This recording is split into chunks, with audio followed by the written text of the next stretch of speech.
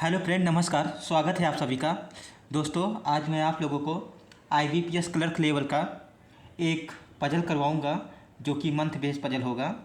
तो चलिए दोस्तों, बिना किसी देरी के, बिना किसी बकवास के हम तुरंत के तुरंत शुरू करते हैं। आप लोग वीडियो को पॉज करिए और एक बार इसे बनाने की कोशिश करिए।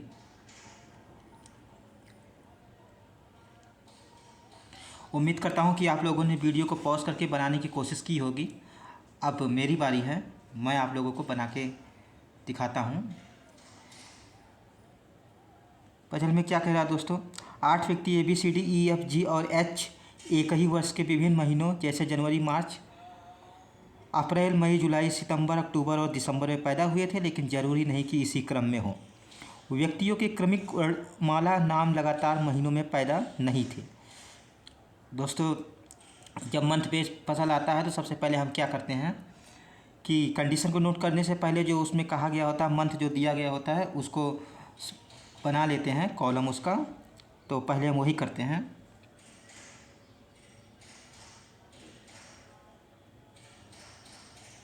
जनवरी और मंथ बेस पजल में एक बात ये होती है कि जो इसके दिनों की संख्या होती है उसको भी लिख लेते हैं, उसकी भी ज़रूरत पड़ती है। जैसे जनवरी में 31 होता है तो हम 31 लिख लेते हैं। अगला है मार्च और अप्रैल।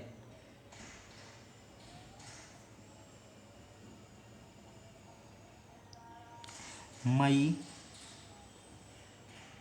जुलाई, सितंबर और अक्टूबर।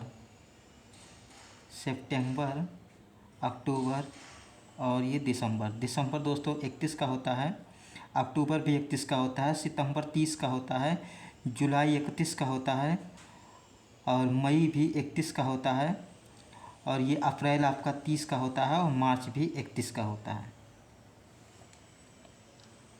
इस तरह से दोस्तों हम इसका कॉलम तैयार कर लेते हैं।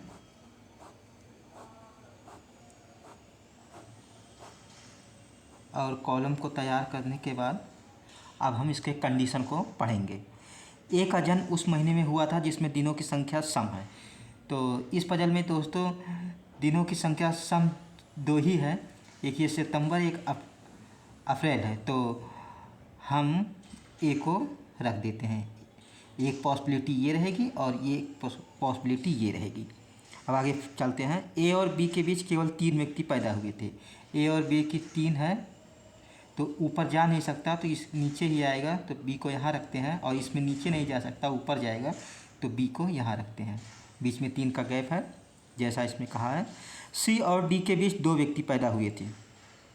सी और डी के बीच 2 व्यक्ति पैदा हुए थे, ये भी पता नहीं है, तो इसको कंडीशन को हम नोट करेंगे। डी जो ए के आसन महीने में पैदा हुआ था, डी ए के आसन रहेगा, मतलब इसका पड़ोसी रहेगा। इस कंडीशन को मैं ऐसे नोट करता हूँ। आप लोगों को जिस तरीके से समझ में आए वैसा नोट कर सकते हैं, पर मैं ऐसे नोट करता हूँ और इस तरीके से नोट करने पर ईजी होता है। एफ़ का जन्म जुलाई में हुआ था। अब जब एफ़ का जन्म जुलाई में हुआ था तो एफ़ को जुलाई में रख देते हैं। सी का जन्म डी से पहले हुआ था, तो मतलब सी ऊपर जाएगा, डी नीचे आएगा, क्योंकि सी का जन्म पहले हुआ था। सी के बाद पैदा हुए व्यक्तियों की संख्या एच से पहले पैदा हुए व्यक्तियों की संख्या के बराबर थी, तो मतलब सी और एच का पेयर बनेगा। पेयर क्या होता है? टॉप और बॉटम ये पेयर होते हैं। सेकंड टॉप सेकंड बॉटम ये पेयर होते हैं। Third top third bottom, fourth top और फोर्थ बॉटम, जैसा रहेगा उस तरीके से ये पेयर हो गया। जी का जन्म मार्च के महीने में नहीं हुआ था। जी को मार्च में मना किया गया है, मतलब जी यहाँ पर नहीं आएगा। अब हम इसको आगे बनाते हैं। तो देखिए दोस्तों, डी के ए के पास डी होना चाहिए, तो यहाँ पर डी को इस वाले पॉसिबिलिटी में डी को यहाँ नहीं रख सकते क्योंकि उसके पास एफ है, तो डी को यहीं रखेंगे। और डी के ऊपर सी चाहिए, तो सी 2 छोड़ के चाहिए था, तो सी को यहाँ रख दिए। और देखिए सी और एच का पेयर था।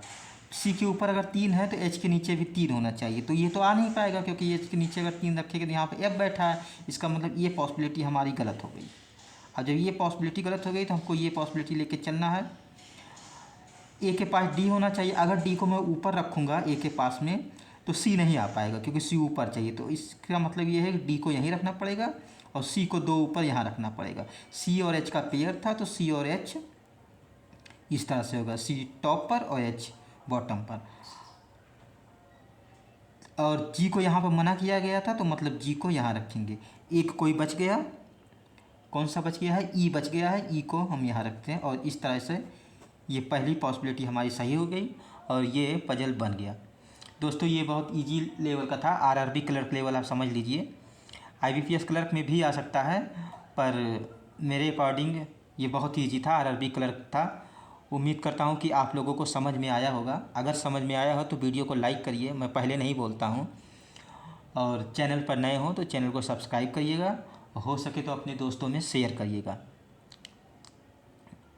धन्यवाद दोस्तों, मैं अब मिलूँगा आपको अगले वीडियो में।